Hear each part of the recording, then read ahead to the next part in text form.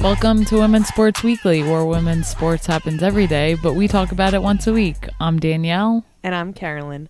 Women's Sports Weekly is a podcast where we discuss the latest news, explore interesting stories, and share our love for women's sports. Follow us on Instagram, YouTube, and TikTok at Women's Sports Weekly Pod. Follow us and rate us on Spotify and Apple Podcasts. Dun-dun-dun. Dun-dun-dun. Right? That's the Rocky theme music. It sure is. Well, we gotta do it. You need to tell our listeners about your amazing marathon weekend in Philadelphia. Yes, it was an awesome weekend. And this past Sunday, I finally did something that I've been wanting to do since I started running marathons in 2016, which is run sub 4. What does sub 4 mean? I've been wanting to run a marathon under 4 hours since I've started running them. It just has not happened. Despite all my training, this past Sunday it did, and I had a 19-minute, 47-second PR. I mean, that is incredible, rounding Danielle. up to 20. To be able to cut 20 minutes from last November in 1 year is really, really incredible. Thank you. You have been saying that you're proud of yourself, and I'm so happy that you're saying that because what a feat. And you were moving in the race and so incredibly happy. You were just in your happy place. I was. Of course, there's pain that comes with a marathon, but with this race in particular, it never got too painful where I doubted myself. The whole time I was just like, I'm going to do this. I'm going to run less than 4 hours. I had it in my head and I was just holding on. I ended up staying pretty steady. If you look at my start to finish, I did negative splits, which as a runner, that is a feat in itself to be able to do that, because in the past I've just shot out the gate too fast and then I die a slow death at the end of the race and am in such extreme pain, but was able to figure out my pacing on Sunday, and it was just such a great day. Yeah. With negative splits, it means that your second half of your race, the second 13.1 miles was actually faster than your first 13.1 miles. Just me being a spectator and getting to see it was so cool. You being so incredibly happy was also something that I just love to see. What do you think the difference has been? This is now your 7th marathon. Mm-hmm. What's your slowest marathon been? Marine Corps, I think, was over 440. It was a rough one for me. Danielle says a rough one for her, but I just want to give people some context. I ran my marathon in 5 hours and 9 minutes or something like that. However, you cut off major time. Now you're running under 4 hours. And even last year you were running what, a 4:12? Yeah. What is the difference? I think in the past, I wasn't as consistent with running. I would train for a race, go back to CrossFit, not run as much, would take like months off of running and then run again. Whereas this year, it's the most miles I've ever put in a year. And last year too. Last year, I finally hit 1,000 miles for a year and ended close to 1,200, I think, or maybe just over 1,000. This year, I had a goal of 1,200 for 2024, and I'm almost at 1,500, so that's my goal now. I'm getting there. You're even past that goal of your yearly mileage of what you wanted to accomplish. Yes, and I incorporate speed work and different tempo workouts and threshold workouts. What's a threshold workout? Just I'm running more at race pace or pushing myself faster than race pace in these workouts. And when I say race pace, my goal, which on Sunday, ideally, I wanted to run under 9-minute miles to achieve running faster than a 4-hour marathon, and I was able to do that. I joked with you today and I said, should I just retire now? And I said yes.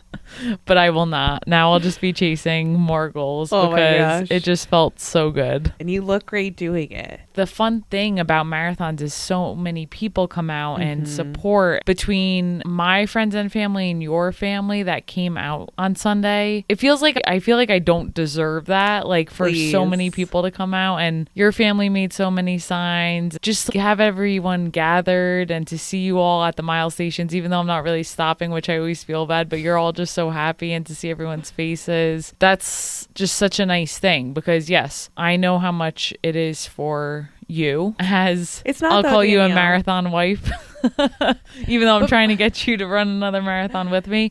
But I know it's a lot for other people to show up and chase me down at the different miles. I was able to see you all at 3 different miles on Sunday. It was really what I look forward to throughout the race. I'm like, okay, I'll see you at mile 6. And I knew I would see you at 16 again. And then to see you after mile 25, that really powered me through to the end. And then I knew I was going to see you all at the finish again. And it was just so nice to have everyone there. And my family is not coming because they love me, which they do love me, but they're coming because they love you and feel that. Yeah, I feel it. That's nice. And it's so nice. Your friends and family are coming because they love you, which is very nice. And we have this relationship together that I also think our families are very supportive of. And that's why they want to be there. And like you crush. My aunt was saying, she's only here for a couple seconds, but I just love it.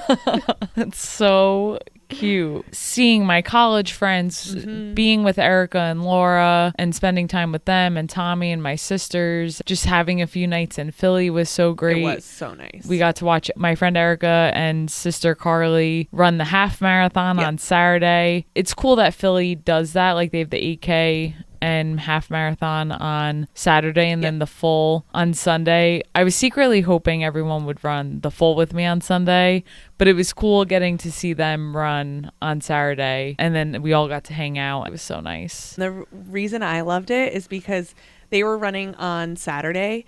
And so on Friday night, we couldn't do anything too crazy. So we ended up staying in the house and just chatting, which is my favorite thing to do. And then Sunday you were running. And so we, again, couldn't be like out crazy. So we stayed at Erica and Tommy's house, which is where we stayed for the weekend. And we just got so much good quality time with your friends and your sisters, which is really important. Yes, it was great. I'm feeling very grateful for everything from the weekend. It's just a nice feeling. So definitely going to be riding this Cloud 9 for a while, I think. I'm super proud of you. I hope you're proud of yourself, and you deserve all of the attention and these good feelings right now. Thank you. Super pumped. And I was afraid to share with the world pre-marathon what my goal was, because I really didn't know if sub 4 was possible. And if people asked me, I would say it, but kind of like jokingly.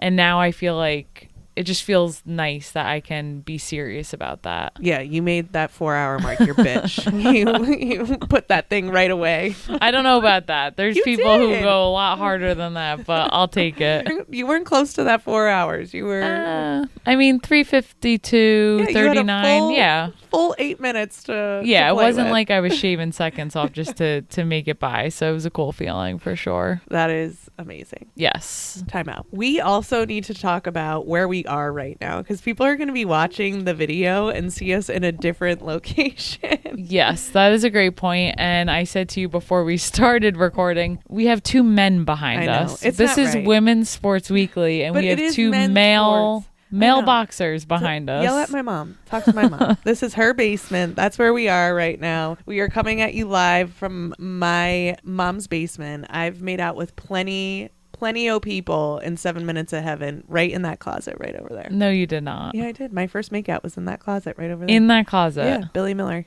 Not the greatest. In that closet? Yeah. 7 Minutes in Heaven. And then you came out of the closet after this makeout?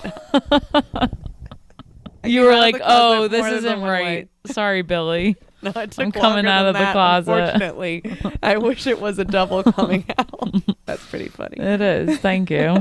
But we are coming at you live from my mom's house because we are here now for the Thanksgiving week, and we hope that you have a wonderful Thanksgiving week, and we have some fun things planned for this episode. But yeah, that's why we have Evander Holyfield and Mike Tyson behind us, which is timely with everything that's going on with Mike Tyson. But we're just going to keep it rolling and keep this episode going. Sound good? That sounds great. All right, let's get into our highlight reel for the week. Let's get into NCAA women's basketball. We're going to start with UConn women's basketball. On Wednesday, November 20th, UConn beat Fairleigh Dickinson 85-41. Wow, that was a beatdown. Well, we were playing Fairleigh Dickinson. There's a reason we're highlighting this game. Geno Auriemma surpassed Tara Vanderveer's previous win record. Yep. And Geno is now the most winningest coach in NCAA basketball history, men's or women's, with 1,217 wins. And counting. And counting. Just prolific. We talked about Tara when she hit it, and she knew that Geno was right behind her, and she knew she was retiring, and rightfully goes to Geno Auriemma, who just continues to find ways to win for 40 years. He's been coaching for 40 years. I have a hard time staying at my jobs for more than 2 years, and he's been doing this for 40 years. Just talk about longevity. It's really incredible. In those 40 years, he's had 23 Final Four appearances and 11 national titles. And so many WNBA players, so many players who came back to talk about him, to talk about Chris Daly and their impact on them for forever. It was really cool to see the lineup of the alumni that came back, especially Sue Bird, Diana Taurasi, Maya Moore, just all hanging, the goats hanging out. Could you imagine being Fairleigh Dickinson? No, I would love it. Like, I was thinking in my head, wow, Fairleigh Dickinson is a New Jersey school, smaller New Jersey school. And I was like, wow, if I went to Fairleigh Dickinson and got to play in front of Maya Moore and Sue Bird and Diana Taurasi, I would be like, I don't care if we lose by 3 million. I'm just going to go up and shoot threes from wherever I want and pray that they go in so they think I'm cool. Yeah, because UConn is used to that fame. They're always talked about on TV. But Fairleigh Dickinson, probably a lot of people around the country don't even know that school. We know it because we're from New Jersey. And for them to get that highlight is pretty cool, even though they got destroyed. I wonder what the pep talk was going into that game. I don't even know what I would say to that team. Please stop looking over to see if Sue Bird is looking at you. Yeah.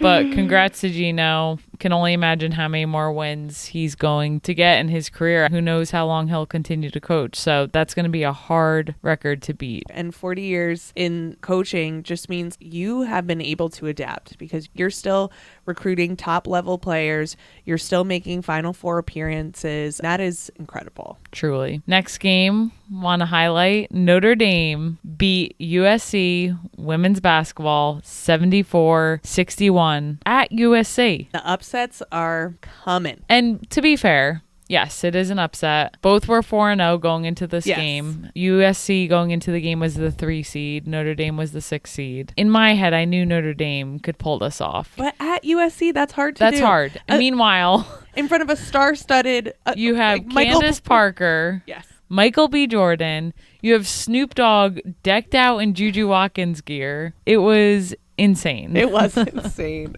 I love the celebrity around it all, but I would not be able to play in front of Michael B. Jordan. I would not. Easy over there. I mean, you wouldn't either.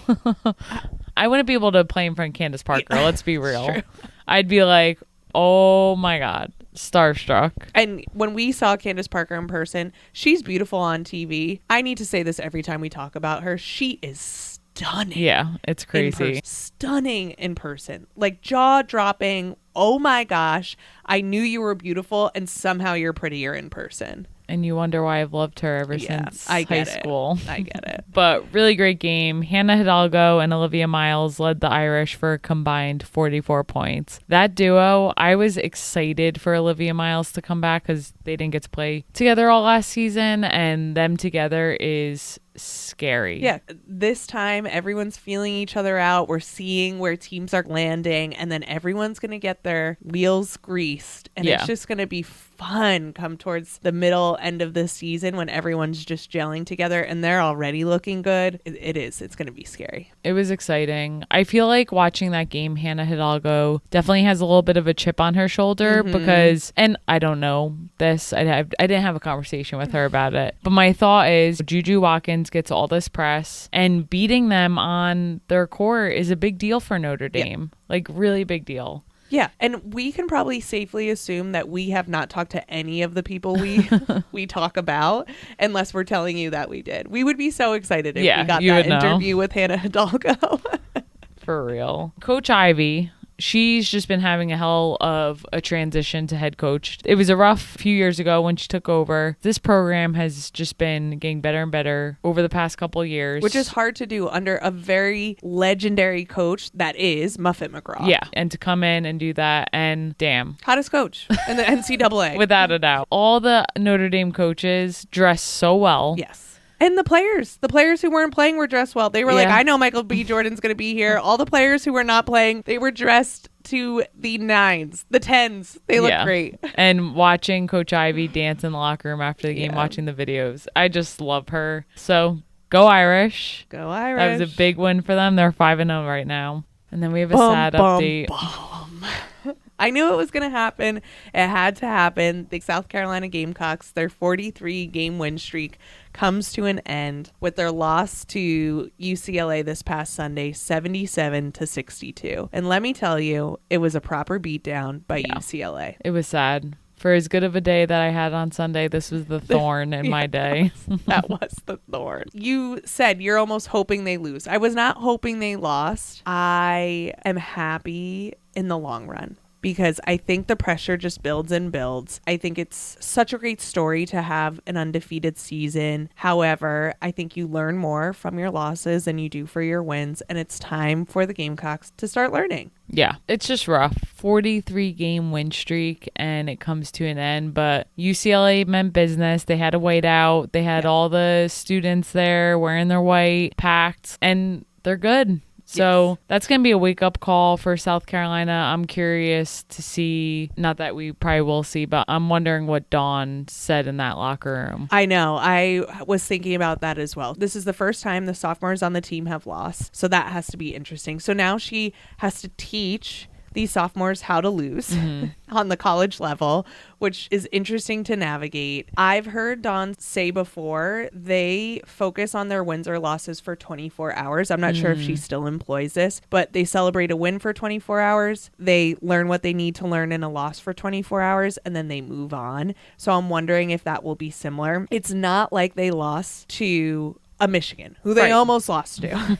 So this was kind of building, right? They lost to a really good team, ranked number 5. They'll obviously move up in the rankings with this win. And they've got some things they need to iron out as we move on into the season. This is the first time UCLA has defeated a number 1 team in school history. Wow. They have come up against number 1 seeds 20 times, and they were 0-20 until this past Sunday. Yikes. 1-20. Good time to do it. Basketball is here. Yes. And like you said, upsets are happening. It's not going to be an easy road to the Final Four for any of these teams. I wonder how UCLA is feeling after that win. They just must be on cloud 9. Oh, I'm sure. Yeah. I'm sure. All right, let's jump into this NWSL final. We watched it Saturday night, and when I say we, I watched it and Danielle went to bed to prepare for her marathon. But you watched it with Laura and Carly, so that was good. But I had to go put myself to bed to try to get some sleep. But I told Danielle in the morning, I was like, you really didn't miss too much, and we'll get into it, but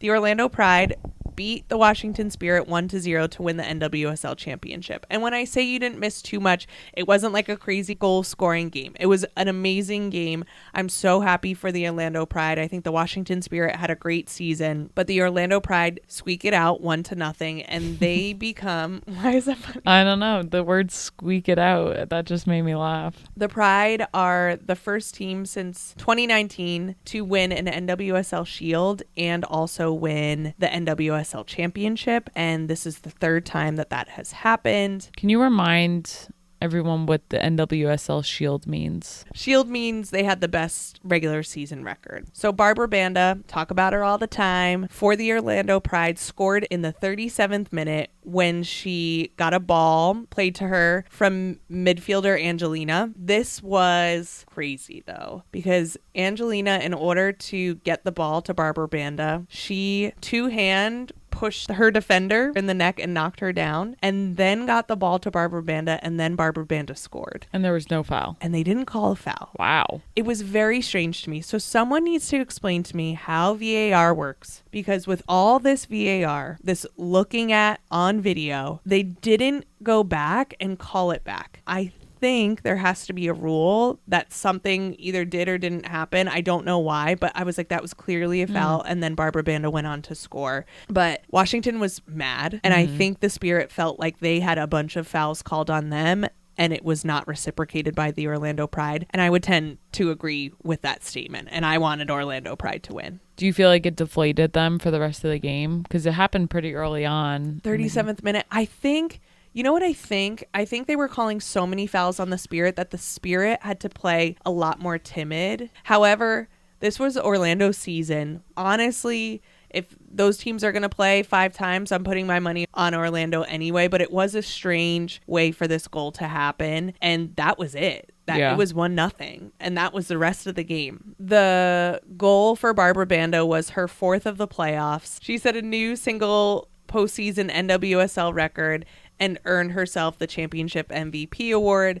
And as I said last week, I'm so happy for Marta to get her championship. It's been way too long. She's 38 years old. Her mom was there. I saw the videos of her mom in the stands. So cute. First time seeing her play in the United States. She looks exactly like Marta. Literally, little Stregonona Marta.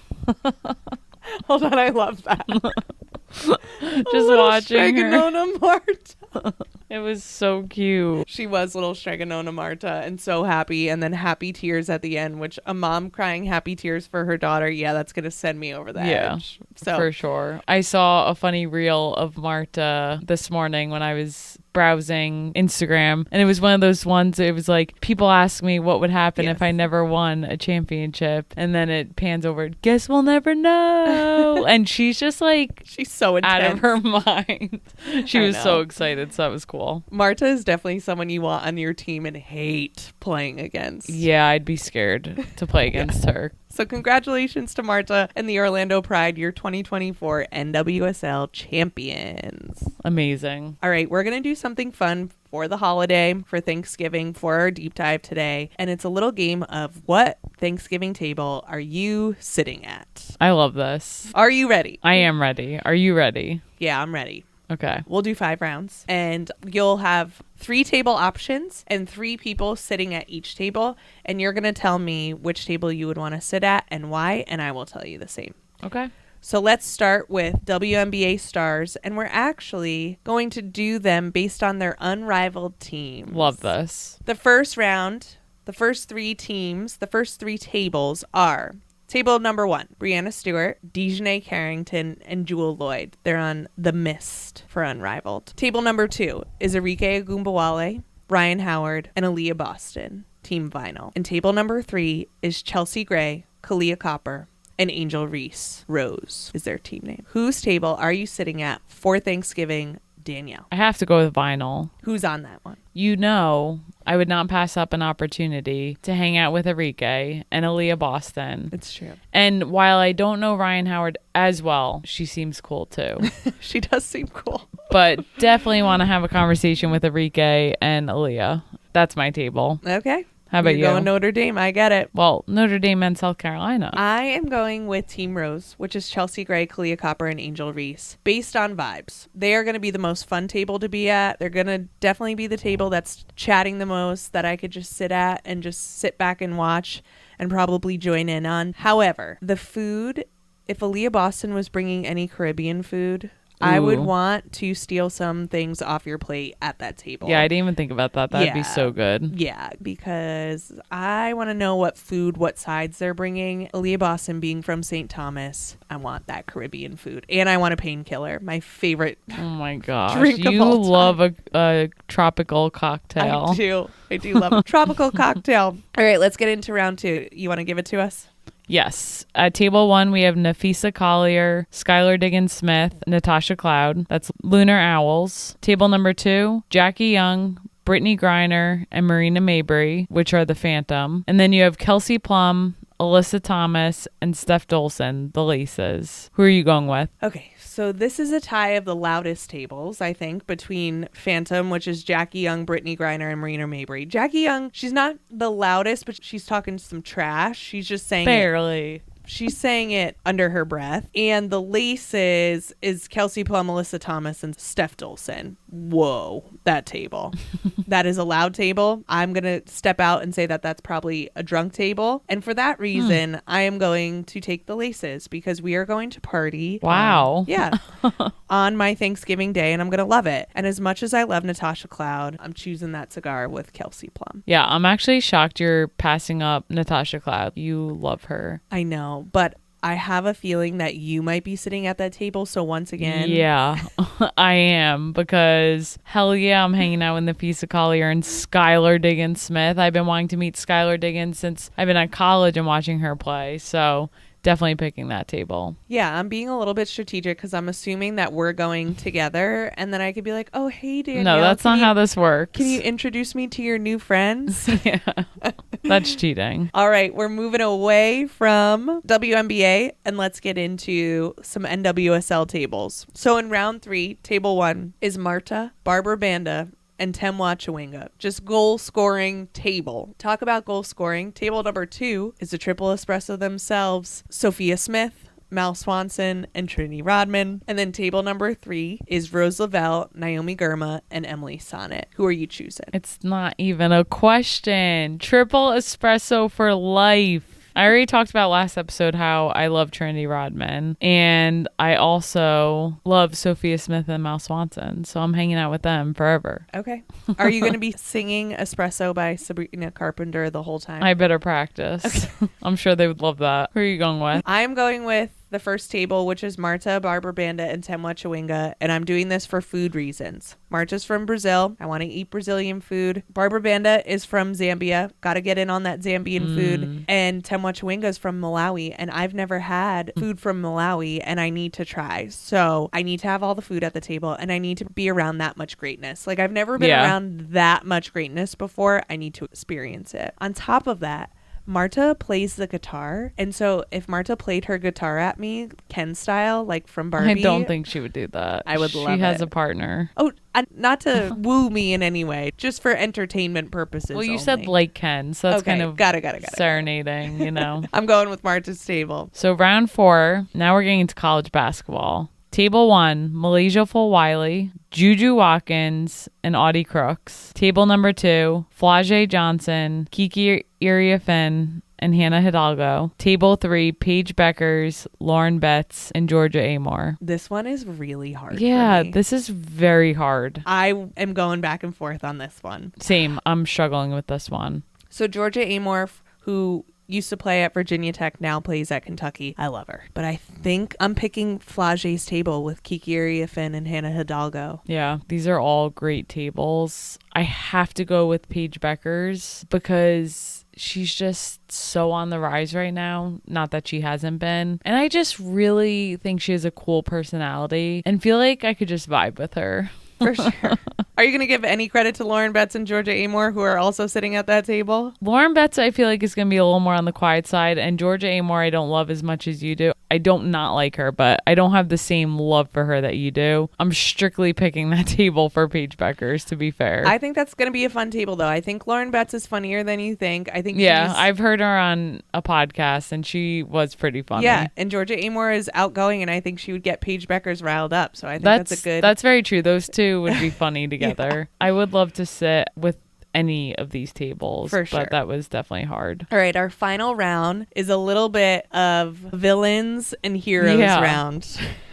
So people we've talked trash about before on this podcast and people we really love. So in round 5 at table 1, you have Kim Mulkey, a WNBA ref. We don't know any of their names, so any one of them. And then the owners of the New York Liberty, Clara Wu and Joseph Tsai. At table number 2, you have Corbin Albert from the U.S. Women's National Team, Patrick and Brittany Mahomes, part owners of the KC Current, and Ellie the Elephant. And then at table 3, you have Michelle Kang, investor in all the soccer, namely the Washington Spirit and U.S. Women's National Team. Michael Porter Jr. from the Denver Nuggets, who says the most ridiculous things about the WNBA. And then broadcaster Rebecca Lobo, who also played at UConn. Who are you taking? This one was hard because, to your point, there's a lot of people on here I would not want to sit with. I have to go with table number 2, Corbin Albert, the Mahomes, and Ellie the Elephant. I love Patrick Mahomes. I do know that. I know he's not a female athlete, but I feel like